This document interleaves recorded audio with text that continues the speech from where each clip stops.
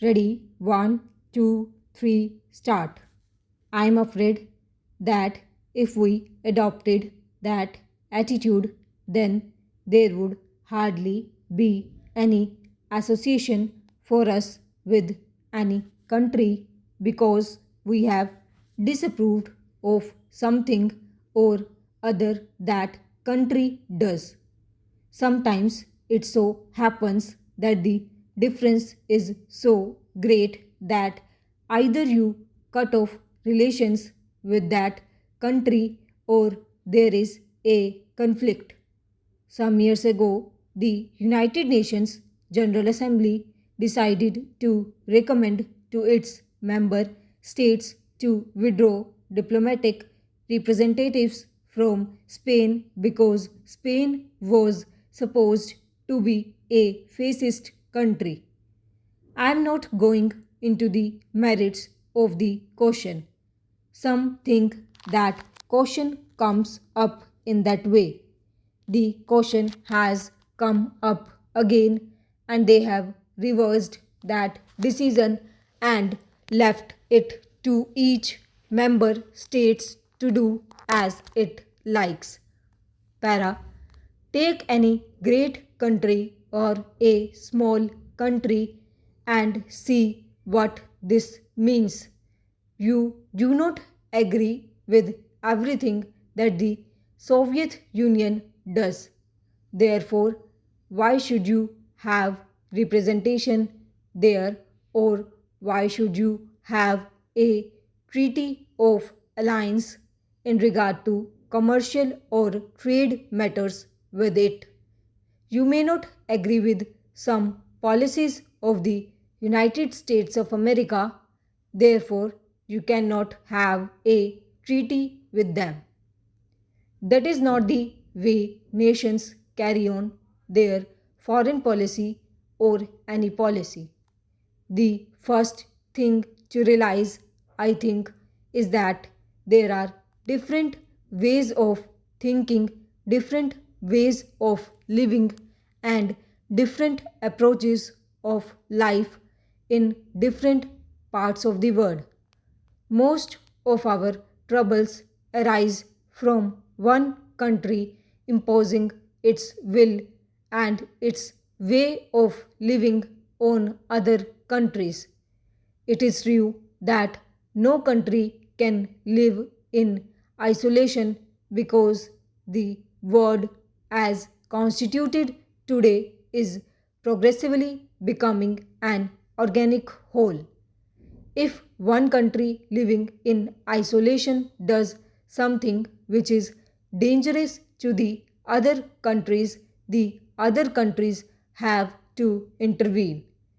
To give a rather obvious example, if one country allowed itself to become the breeding ground of all kinds of dangerous diseases, the world would have to come in and clear it up because it could not afford to allow disease to spread all over the world. The only safe principle to follow is that, subject to certain limitations, each country should be allowed to live its own life in its own way. There are at present several ideologies in the world, and major conflicts flow from these ideologies, which we will consider later. Para, we join the Commonwealth obviously because we think it is beneficial to us and to certain causes in the world that we wish to advance. The other countries of the Commonwealth want us to remain there because they think it is beneficial to them. It is mutually understood that it is to the advantage of the nations in the Commonwealth and therefore they join. At the same time, it is made perfectly clear that each country is completely free to go its own way. It may be that they may sometimes go so far as to break away from the Commonwealth.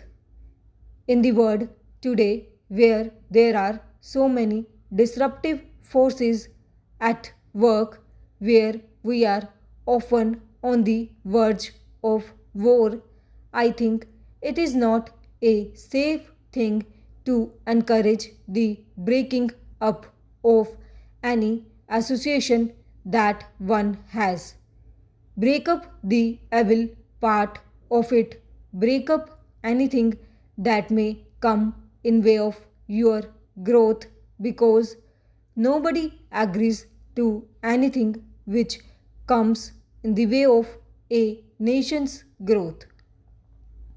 Otherwise, apart from breaking the evil parts of the association, it is better to keep going a cooperative association which may do good in this world than to break it.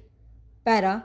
Now, this declaration that is placed before you is not a new move, and yet it is a complete reorientation of something that has existed in an entirely different way.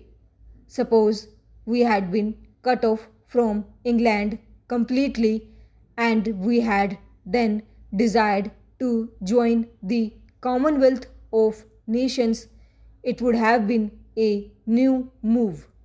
Suppose a new group of nations wanted us to join them, and we joined them in this way, that would have been a new move from which various consequences would have flowed. In the present instance, what is happening is that a certain association has been in existence for a considerable time past.